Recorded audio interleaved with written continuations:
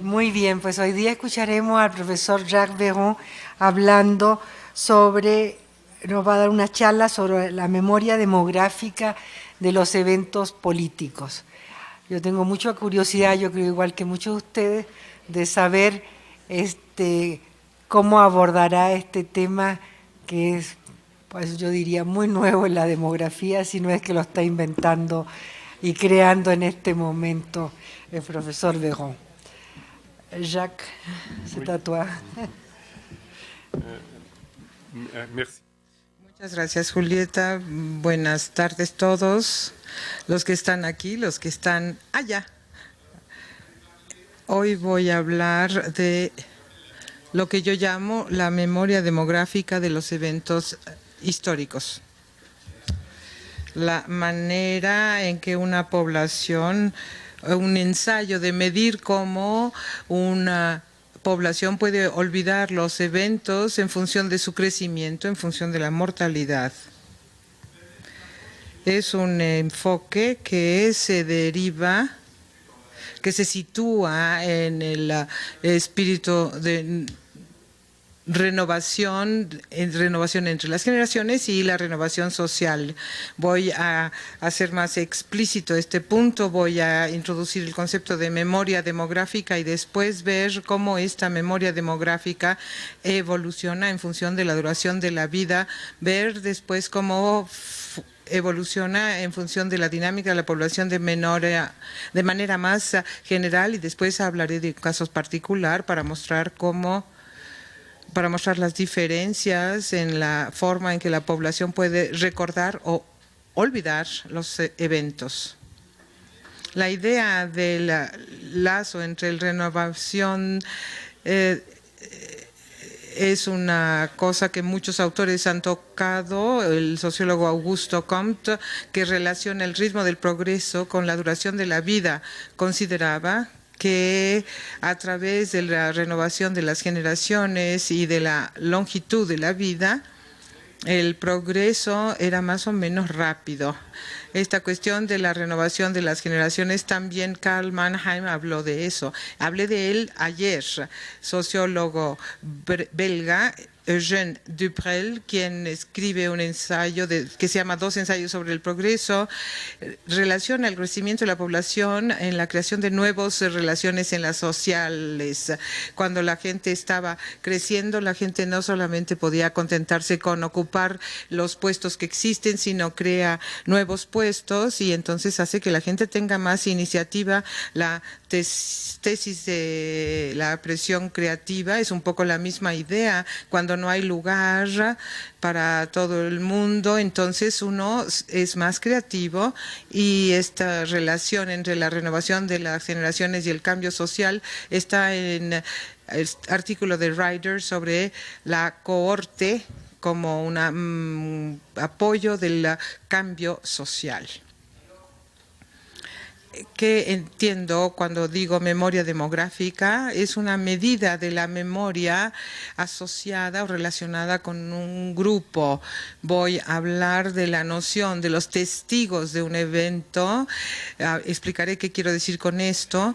Lo que yo llamo la memoria demográfica es la proporción de una población de personas que vivieron ese evento, es decir, los que ya habían nacido cuando el evento hizo este producto. Este complemento de 100 es el olvido demográfico. Este enfoque tiene una relación con el de la memoria colectiva. La memoria colectiva es algo que fue trabajado por el sociólogo Maurice Albax en su obra La memoria colectiva, que se publicó en 1950. Albax le dio una gran importancia a los grupos. Decía, la memoria colectiva saca su fuerza y su duración de lo que tiene como apoyo en un conjunto de hombres. En efecto, es más complejo que esto que hemos mencionado aquí, en la medida en que hay una memoria colectiva o memoria de eventos que no se conocieron, simplemente simplemente porque son celebradas por la gente. Hay una memoria colectiva de la Revolución Francesa en Francia, incluso si no hay ninguno que sobreviva de esta revolución, pero porque en la escuela se aprendió esto, y lo que no quiere decir que el evento puede transformarse a lo largo del tiempo. Sobre todo un evento fundador en un país va a ser reconsiderado regularmente, pero siempre esta memoria colectiva está siempre asociada con grupos que son el apoyo de esta memoria. Entonces, en el enfoque que yo tengo aquí, hay algo que yo le doy importancia. Voy a hacer la relación más directa con la idea de una memoria de la historia viva. Esta historia viva, por ejemplo, en el caso de Francia, las personas que vivieron en la guerra de 1914, es un oficial, el penúltimo, porque el último ya murió. Este es el que había vivido la guerra de 14, que estaba vivo. Hay este vínculo vivo. Hubo un artículo en la revista, en el periódico Le Monde, que decía ellos llegaron a nosotros desde los fondos de los tiempos. Sus rostros nos unen físicamente a una época que ya tiene los colores sepia en la mente. Están, sin embargo, en carne y hueso para ser testigos, es decir, es un lazo a través de las personas con una época. Este es un caso límite, evidentemente, pero si hubo alguien que estuviera vivo en la guerra de 14 y que todavía hay un testigo directo de este evento. Este concepto del testigo de un evento se puede considerar de distintas maneras. Se considera una guerra, por ejemplo. ¿Quién va a tener el recuerdo de una guerra? Los que combatieron ahí, los que vivían en la zona de combate, los que vivían en los países en la guerra, que van a estar marcados por ella, los que viven en el país en guerra y que tienen cierta edad y que ya tienen conciencia, porque un bebé no tiene conciencia. Es decir, se puede tener una definición del término testigo más o menos amplia. La definición que tengo, que conservo, son las personas que ya estaban vivas cuando se produce el evento, sea donde sea que viven y sea lo que sea su edad. Esta definición, por supuesto, puede discutirse porque el recuerdo es más fuerte para los actores directos y los niños de muy poca edad no estaban conscientes del evento. Esto hace que tengamos otro tipo de razonamiento. Por efecto, voy a presentar los principios del marco de referencia y después voy a mostrar ciertas aplicaciones en el caso de ciertos eventos particulares. El principio, entonces, es considerar simplemente que efectivamente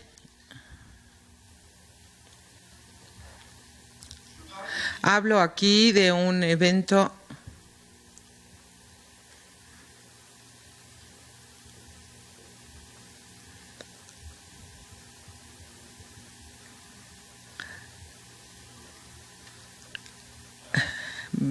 aquí en el tiempo cero. El evento ocurre. Todas las personas que estaban vivas en ese momento, desde el nacimiento hasta el límite, son las personas que viven este evento. A partir de ese momento hay nuevas personas que van a nacer aquí en esta zona, y aquí los que vivieron el evento, que van a envejecer y que van a desaparecer, no tienen un señalador. Van a desaparecer por la mortalidad o por la migración.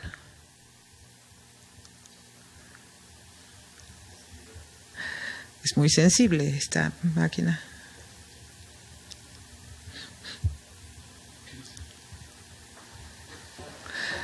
En esta zona, estas son las personas que vivieron el evento en el sentido de mi definición, es decir, que estaban vivas cuando se produjo el evento. El número de estas personas va a reducirse en función de la mortalidad y de la emigración. Simultáneamente hay personas que van a nacer.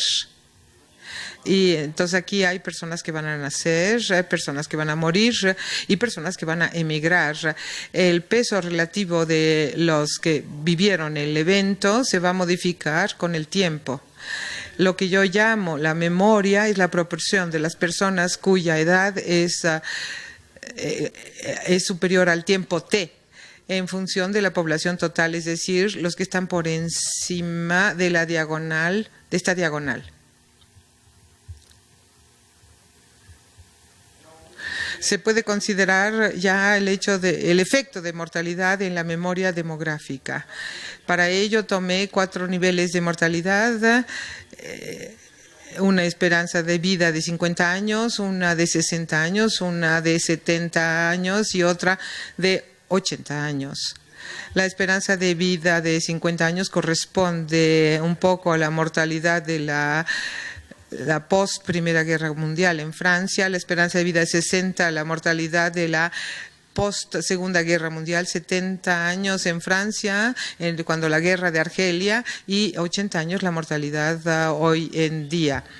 Si hablamos de la duración de vida y de memoria, aquí he trazado la curva de supervivencia con este nivel de mortalidad o de esperanza de vida. Corresponde a una población estacionaria, porque estamos en un caso de una población estacionaria. La estructura por edad corresponde a la curva de supervivencia. En ese momento, lo que me interesaba era la parte de la población que tiene más de determinada edad. Si me intereso en el cincuentenario de un evento, son las personas que tienen más de 50 años. Las personas que tienen más de 50 años son las que están aquí en esta zona. Si la esperanza de vida es de 50 años, y son los que están en todas estas zonas y la esperanza es de 80 años. Podemos ver, no es sorpresa que entre más larga es la duración de la vida, la esperanza de la vida es más elevada, entonces el peso de estas personas va a ser más importante en la población de referencia. Efectivamente, la memoria en el cincuentenario de un evento, por ejemplo, es el total de los años vividos fuera del cincuentenario en relación con los años vividos en el conjunto de la curva de supervivencia. Es lo que corresponde de esperanza de vida de 50 años dividido por la esperanza de vida en el nacimiento. La memoria y el olvido son complementarios. El olvido es la proporción de las personas que nacieron después del evento y que cada vez los complementos de la memoria es el olvido. Se puede establecer una función de la memoria del tiempo y una función de olvido. Esta es la función de memoria, es decir, la memoria. Esta es la memoria aquí de la población, en el caso de una esperanza de vida de 50 años, ¿sí?, con un índice de crecimiento nulo, es decir, una población estacionaria. Puedo ver el hecho mortalidad, el siguiente, considerando una esperanza de vida de 50 años, la esperanza de vida de 80 años, y ver cómo evoluciona esta memoria.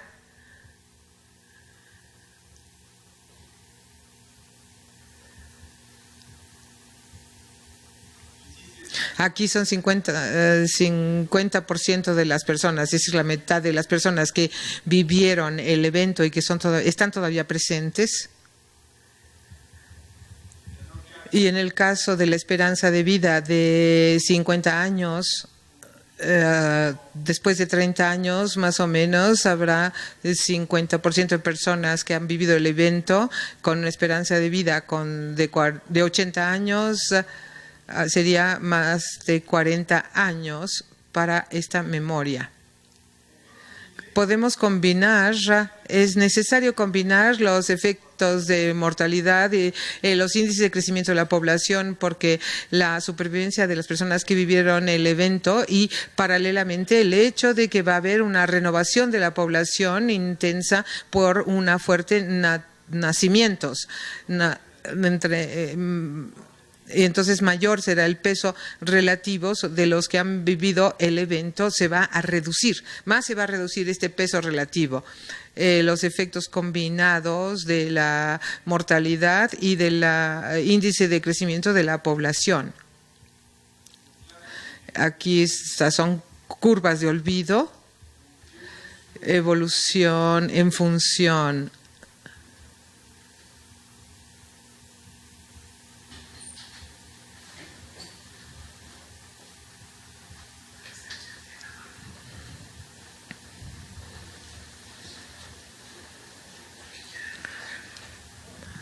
Aquí tenemos la curva de con una esperanza de vida de 50 años.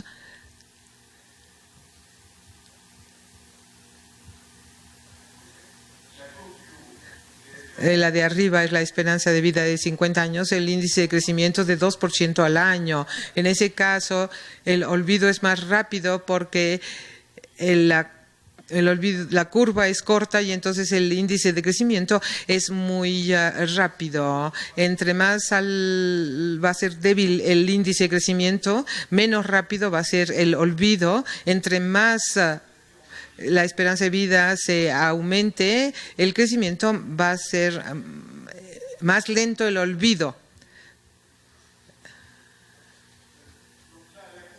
Ahí la curva de arriba la esperanza de vida de 50 años con un índice de crecimiento de 10 y la de abajo la esperanza de vida de 80 años y la curva es negativa de menos de 1%. Hay dos situaciones radicalmente diferentes de velocidad de olvido de un evento. Si consideramos la línea de 50%, vemos que con un ritmo de crecimiento del 2% y una esperanza de vida de 50 años que corresponde más o menos a 20 años para que la mitad de la población que ha desaparecido de los que vivieron en el evento y en el caso de la esperanza de vida de 80 años pasamos a 48 años o algo por ahí. Esto corresponde a situación del país, por supuesto, porque en el periodo de antes, cuando había un índice de mortalidad muy elevado, y después de este caso demográfico, tenemos una mortalidad muy débil.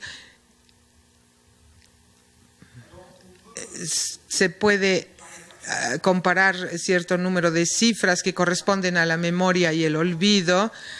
En el cincuentenario de un evento, es decir, 50 años después de que ocurrió el evento, cómo evoluciona la proporción de las gentes que han vivido el evento y cuál es la proporción formidable.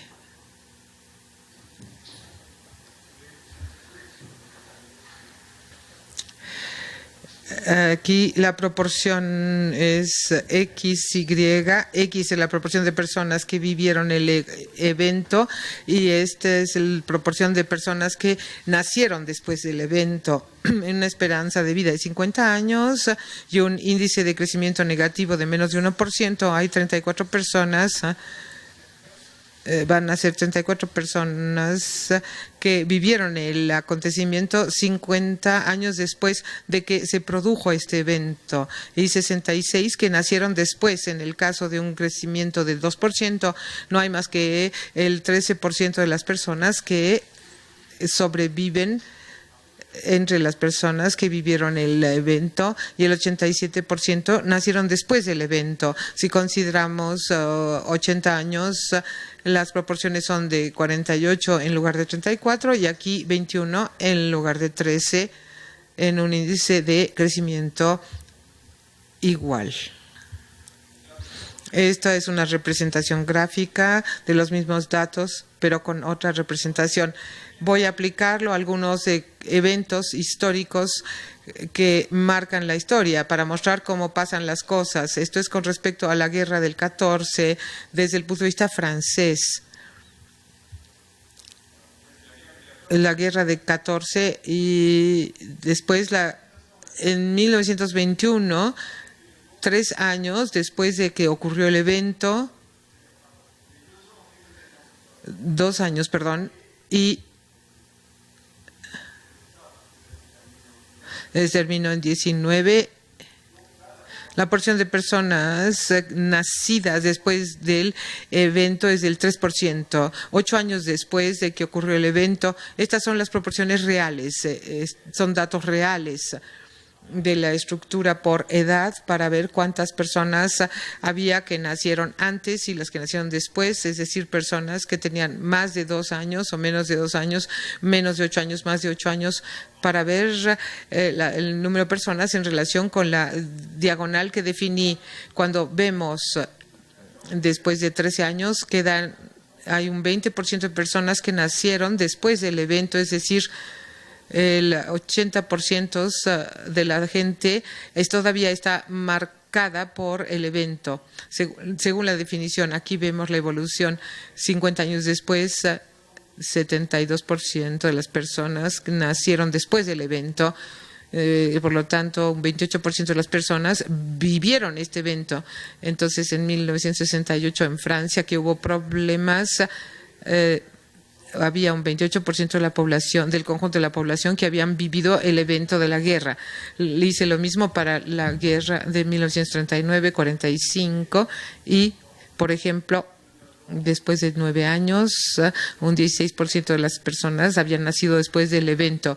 Ven ustedes un poco superior aquí, porque ahí tenemos el efecto de la baby boom después de la Segunda Guerra Mundial. Este efecto inmediatamente reduce el peso relativo de la población que conoció el evento. Si vemos las curvas de estas dos guerras, viendo cada vez la proporción de las personas que nacieron después del evento, vemos que es relativamente paralelo. Aquí es un poquito más rápido el crecimiento y también en esta parte, pero después hay cierto paralelismo entre las dos curvas. Un ejemplo que es interesante es la cuestión de la independencia de la India. Esta fue independiente en 1947. Aquí hice la curva de la memoria de este evento y aquí la curva del olvido de este evento. Lo que es interesante en el caso de India es que el crecimiento de la población fue extremadamente rápido. Aquí puse el índice de crecimiento en el periodo de 5 años, de cada 5 años, 1,73, 1,9, 2,04, 2,13%, 2,22, 2,3, 2,26, 2,19, etcétera. Este ritmo de crecimiento es un ritmo muy rápido. Una población de 2%, se duplica al 2%, se duplica el poco tiempo. Entonces el crecimiento, la proporción de crecimiento es muy rápida. Este índice de crecimiento hace que este evento que marca la vida y de la India va a ser olvidado fácilmente, porque si vemos que el 50% de la gente que nacieron después del evento, alrededor de la 1967, es decir, 20 años después, el 50% nacieron después del evento y entonces la fuerza o el potencial de olvido está muy marcado. Y ahí vemos que el hecho que va a afectar no es el de la mortalidad, sino el nacimiento, que aumenta en un ritmo muy rápido.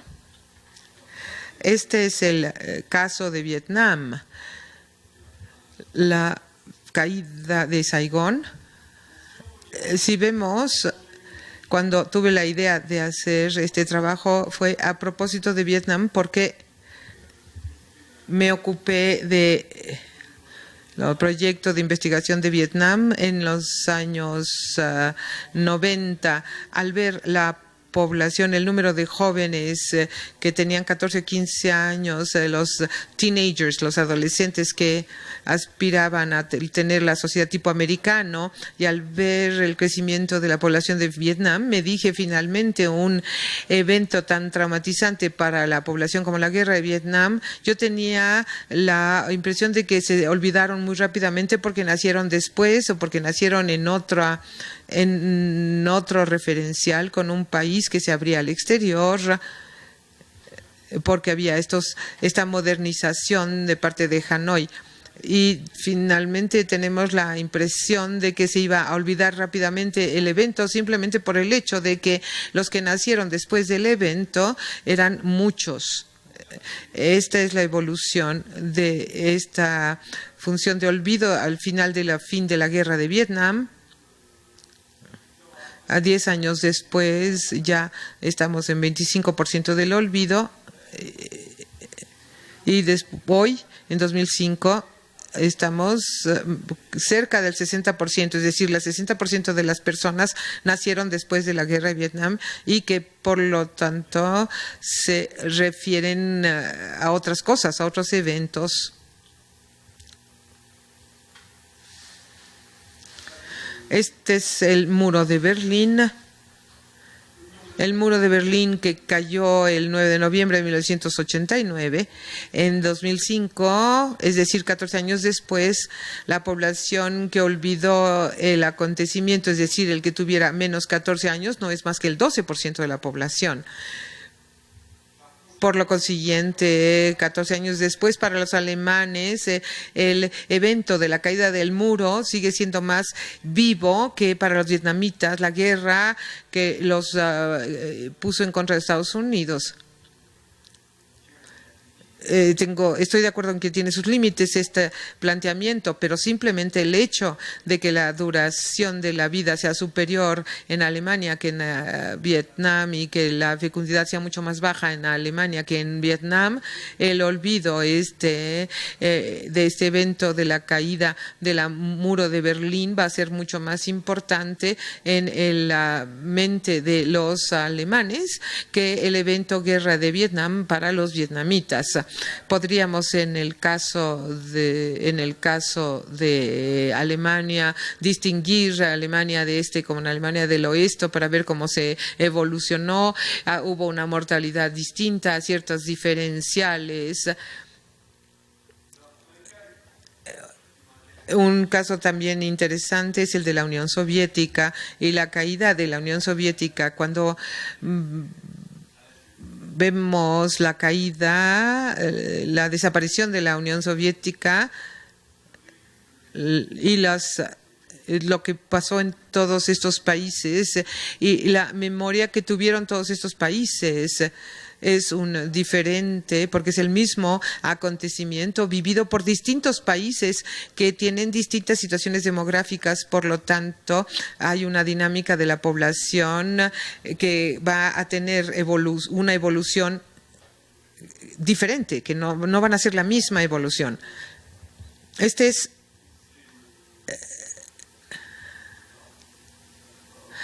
Este está en orden, según creo yo. Si vemos las diferentes a los países, a Armenia, Azerbaiyán, todos los que eran parte del imperio soviético, de la USSR, vemos la proporción en 2005 de los que nacieron después de la caída de la URSS en Armenia, el 19% que nacieron después de este evento, mientras que en Tayikistán hay 37% de la gente que nació después de este evento. Entonces, el mismo evento, la caída de la Unión Soviética, según los criterios que yo he conservado, va a estar mucho más presente en la mente de los de Armenia, el hecho de que el número de la población que nació después del evento está mucho más reducido, es mucho menor que en Uzbekistán o en Tayikistán o en Turkmenistán. Ven ustedes la evolución del mismo, aquí están los datos, la proporción de las personas que nacieron después del evento, y ven que esta proporción va a aumentar en manera importante en función de las características demográficas de estos países ex Unión Soviética. Podríamos aplicarlo a todos los eventos que consideremos importantes. Aquí he tomado como ejemplo los años de Mao Zedong. En 1980, 4 años después de la muerte de Mao Zedong, el 8% de la población china nació en la nació en la época después Mao, y las proporciones alcanzan 17% 9 años después, 26% 13 años más tarde, 33% 18 años más tarde, 44% 28 años más tarde. Entonces, alrededor de 30 años después de la muerte de Mao Zedong, cerca de la mitad de la población china había olvidado, desde el punto de vista demográfico, los años de Mao.